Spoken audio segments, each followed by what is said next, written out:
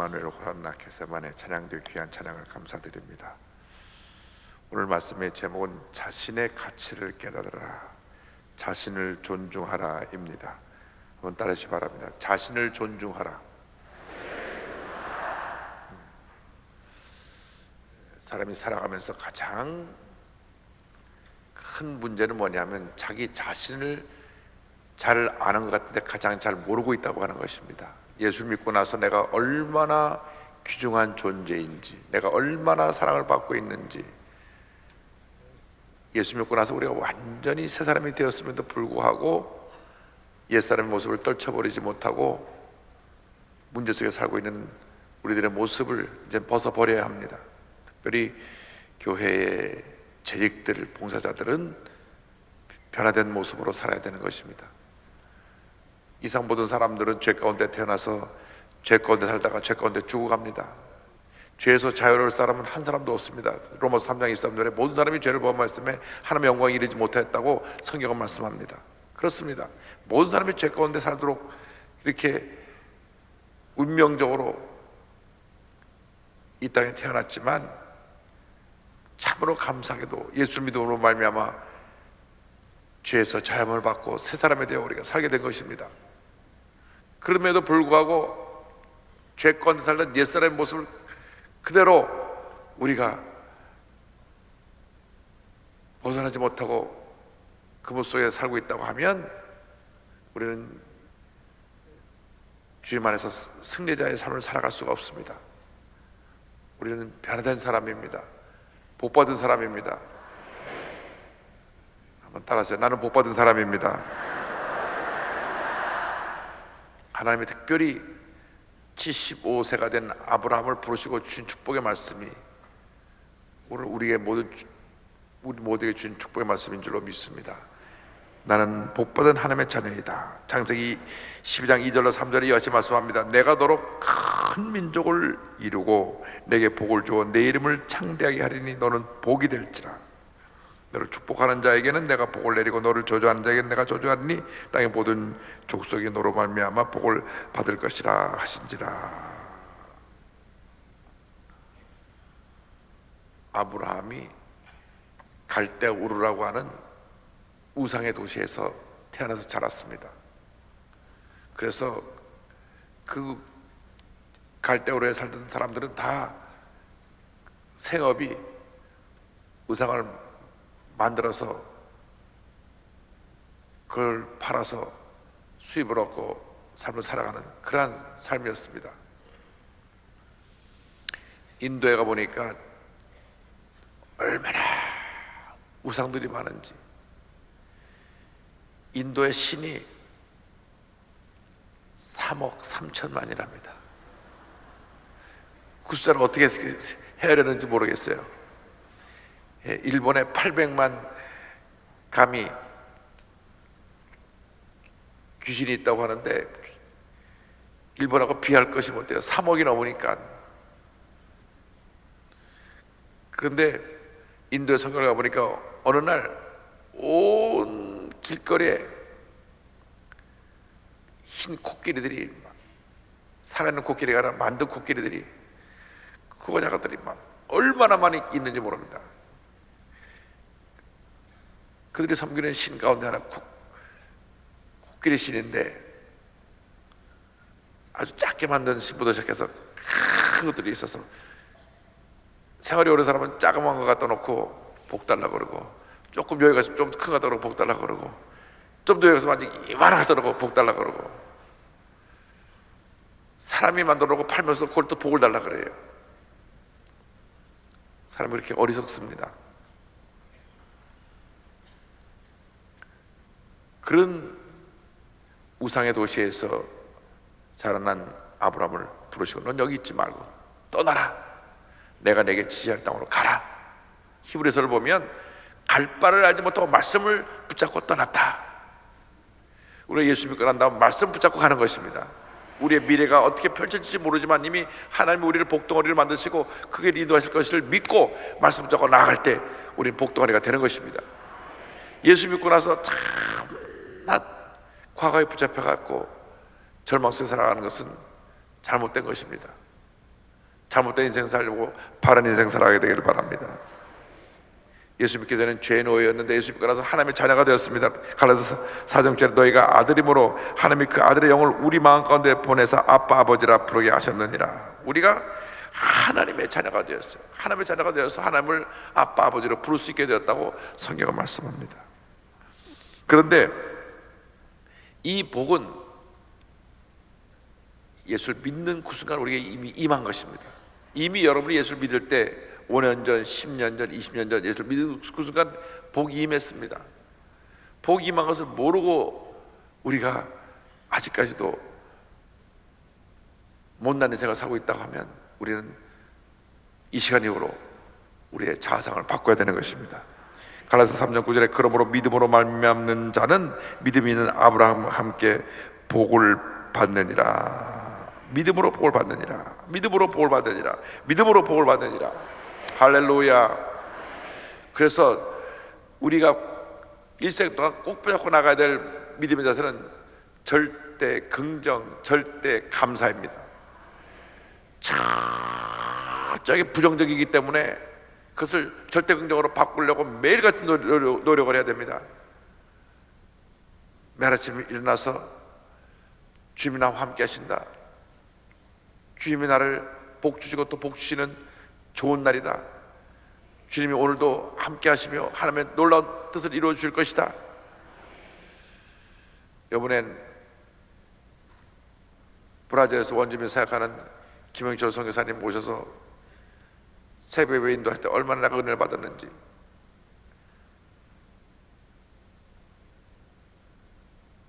어린 시절에 아버님 없이 엄마 밑에서 두 형제가 자랐는데 9살, 11살에 어머니가 먼저 브라질로 가시고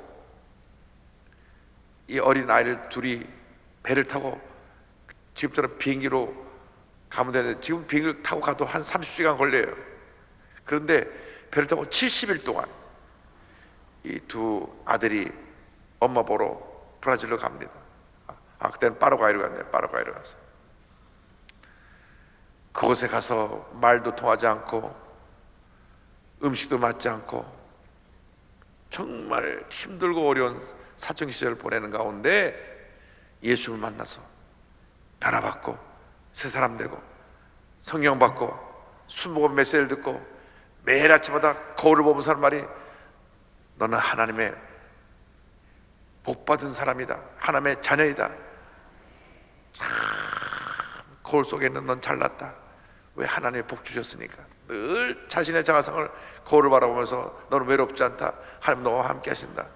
이 먼 곳 이 남미까지 아무도 아는 사람도 없고 외로운 이곳에 홀홀 단신으로 온 것 같지만 주님 너와 함께 하신다. 주님 너를 사랑하신다. 다 믿음으로 고백해서 오늘날 아주 훌륭한 목사님이 되고 큰 사역을 감당하는 주의종이 되었어요. 어릴 때 그 거울을 보면서 늘 믿음으로 고백한 믿음의 고백 때문에 오늘날 큰 죄종이 되었는데, 그러한 믿음의 고백이 없었다면 스스로 깔아앉았을 것입니다.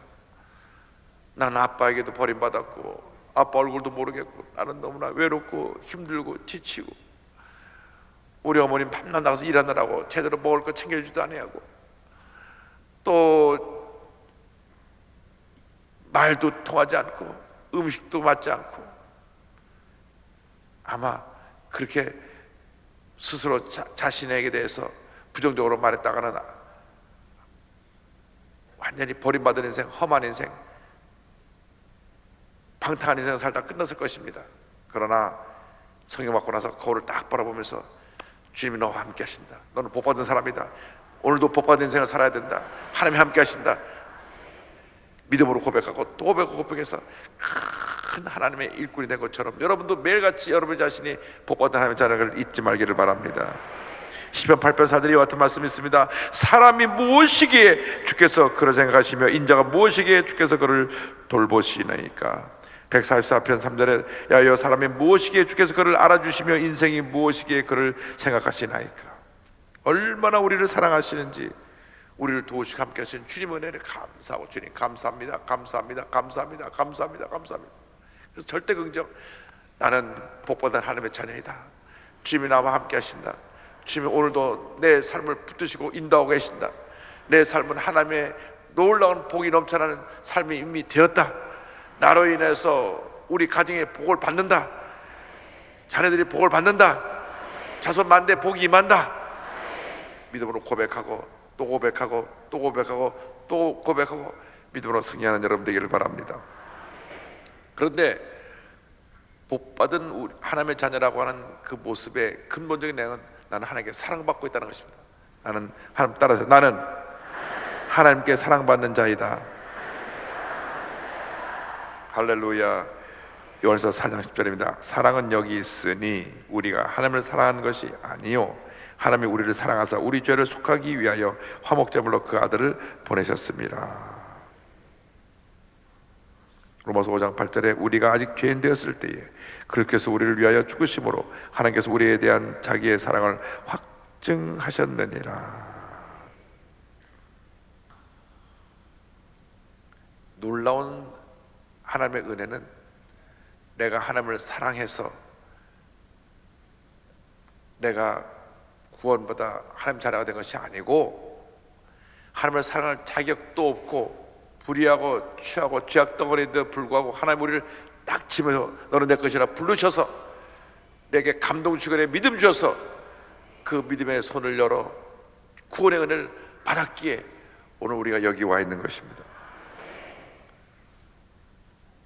주님이 우리를 택하셔서 구원하신 것입니다. 우리 스스로 구원받을 능력이 없습니다. 자격이 없습니다. 그런데 주님이 우리를 택하셔서 우리의 믿음이라고 하는 선물을 주시고 믿음을 통하여 구원을 선물로 받게 하신 것입니다. 그래서 우리는 평생 믿음의 사람으로 살아야 합니다. 믿음은 축복을 담는 그릇입니다. 그래서 큰 믿음의 사람이 되면 큰 복을 받고 할렐루야.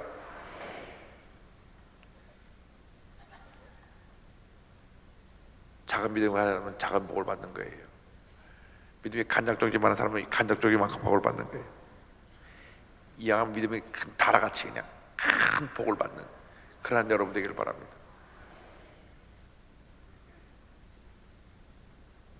믿음이 없이 하나님을 기쁘시게 하지 못한다고 했는데 우리들이 가장 부족한 것이 믿음입니다. 주여 내게 믿음의 은사를 주셔서 강한 믿음의 사람들이 되게 하여 주시옵소서. 믿음으로 생각하고 믿음으로 보고 믿음으로 듣고 믿음으로 말하고 믿음으로 행하게 하여 주시옵소서. 반드시 하나님의 축복이 우리의 믿음을 통하여 우리에게 임할 것입니다. 자녀들을 향해서도 매일같이 믿음으로 고백해야 됩니다. 하나님께서 우리 아들, 딸을 큰 하나님의 일꾼으로 만들 것을 믿습니다. 믿습니다. 믿습니다. 믿습니다. 믿습니다. 늘 믿음으로 선포해야 돼. 너는 하나님의 큰 일꾼이 될 거야. 하나님 너를 복을 주실 거야. 넌 잘 될 수밖에 없어. 하나님 너와 함께 하신다. 계속 선포하고 또 선포하고 또 선포해서 복받은 인생을 살게 되기를 바랍니다. 아까 우리가 사랑합니다 나 예수님 그 보험성가를 불렀는데 원래 앞에 부분하고 뒤에 부분하고 곡이 달랐는데 뒤에 부분을 작사해서 부른 분은 김성수라고 하는 보험성가의 작사자이기도 하고 작곡자이기도 하고 찬양사역자이기도 한데 신학교 다닐 때 교수님이 숙제를 내줬습니다. 하나님의 사랑에 대해서 기독교가 왜 좋은지 연구하여 과제문을 제출하라. 하나님의 사랑이 좋은 사람인데 어떻게 그것을 글로 과제문을 제출할지 고민하는데 생각이 잘 떠오르지 않아요. 근데 깜빡 잠이 들었는데 주님이 그 꿈 가운데서 어떤 말씀을 주셨냐면 정말 자기가 사랑하기 힘든 사람, 사랑할 수 없는 사람이 있는데 주님이 그 사람도 동일하게 사랑하고 계시다고 하는 것을 보여주셨어요. 우리가 예수를 믿지만 저 사람 참 싫어하는 사람이 있습니다. 없다고 하면 그건 거짓말이고 있어요. 있어요. 그 사람이 부인이 되면 곤란하지. 난 저 사람 참 싫어, 저 사람 참 미워, 저 사람은 꼴도 보기 싫어, 이런 사람들이 있을 것입니다. 그런데 주님 말씀하시기를 이렇게 말씀하셨어요. 꿈속에서 내가 그 사람을 아낌없이 사랑해주는 그 사랑으로 내가 너를 사랑한다. 주님의 사랑은 공평한 거예요. 내가 미워하는 사람, 내가 싫어하는 사람도 주님 똑같이 사랑하세요. 비가 내릴 때 어느 한 구석만 내리는 게 아니라 온 지면에 똑같이 비가 내리듯이 주님의 사랑이 은혜같이 우리 임하는 거예요. 아들아, 내가 너를 사랑한다, 내가 너를 잘한다, 내가 너를 잘한다. 주님이 나를 너무 잘 알고 계신 거예요. 내가 사람을 선별해서 사랑하고, 내가 내 감정 제대로 다스리지 못해서 때때로 미워하고 분노하고 소리 지르고 다투고 스스로 절망해서 깔아앉는 거는 다 아시는 거예요. 나의 허물과 약점을 아시는 주님. 그래서 꿈에서 벌써 깨보니까 꿈인데 주님이 나를 잘 아신다, 난 내가 잘한다. 그래서 무릎을 꿇고 눈물을 흘리면서 영감을 주신 대로 사랑한다 아들아, 내가 너를 잘 아노라. 사랑한다 내 딸아, 내게 축복 더하노라. 할렐루야. 이 찬송을 지은 것입니다. 아가서 2장 10절에 같은 말씀이 있습니다. 나의 사랑하는 자가 내게 말하여 이르기를 나의 사랑 내 어여쁜 자야 일어나서 함께 가자. 주님이 우리를 그렇게 부르십니다. 내 사랑, 나의 어여쁜 자야, 나의 어여쁜 자야. 주님이 우리를 그렇게 귀하게 보시고 어여쁘게 보시는데 우리는 주님이 보시는 그 주님의 기대에 맞춰서 격 있게 살아야지. 어여쁜 자가 추하게 살면 안 되잖아요. 못나게 살면 안 되잖아요. 에이 지지도 못난 거사, 그런 얘기를 들으면 안 되잖아요. 주님이 우리를 그렇게 사랑하시는데 우리 얼마나 주님 보시기에 아름답고 귀하고 주님 보시기에 소중한 존재입니까? 따라서 나는 주님께 사랑받고 있습니다. 할렐루야. 사실 그 하나면 다 됩니다. 세상 사람들이 날 몰라줘도, 때때로 내가 무시당하고 업신여기 당하고 짓밟힘 받는 일이 있어도 주님 날 사랑하시는데, 누가 뭐라 그럴까? 주님 날 사랑하시는데, 주님 날 사랑하시는데, 주님 날 사랑하시는데. 할렐루야. 여러분 얼마나 감사한지 몰라요. 이렇게 아침에 나와서 말씀을 듣고 예배드리는 것이 얼마나 큰 축복입니까? 나오라 나오라 해도 집에서 퍼질러 잠을 자는 사람들은 복을 못 받는 거예요. 그런데 실제로 나오고 싶어도 못 나오는 분이 있잖아요. 어저께 아산병원에 우리 카리스 회장 아버님이 혼수상 들어 계셔가지고 병원 신방을 갔거든요. 뇌초리로 2번 쓰러지셔가지고 의식을 없으시고 호수를 목에도 꽂고 배에도 꽂고 가지고 음식을 못 먹으니까 거기다가 음식을 투여하는데, 첫 번째 같은 병원에서는 손을 들어서 우리 못한다 그랬어. 거기도 큰 병원인데 내가 그 병원 이름 안 말할게. 그래서 지금 아산병원으로 옮겼는데 거기서 지금 하나님이 생명을 붙들어 주셔서 계신데,